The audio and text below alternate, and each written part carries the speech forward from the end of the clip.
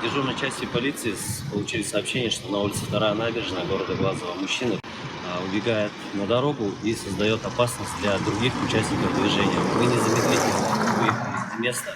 Подъезжая, увидели мужчину, он бежал вдоль реки, но в какой-то момент отступился и упал с обрыва в воду.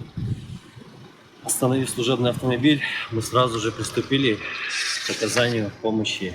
При этом сразу же вызвали службу спасения.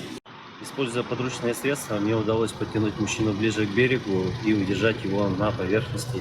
Берег в этом месте оказался очень крутым, поэтому самостоятельно вытащить его было невозможно. Вскоре прибыли спасатели, которые завершили спасательную операцию и извлекли пострадавшего из воды. Молодой человек 22 лет был передан медикам. В подобных ситуациях важно действовать быстро и слаженно. От этого напрямую зависит жизнь человека. Мы призываем граждан соблюдать меры личной безопасности и бережно относиться к своему здоровью и жизни.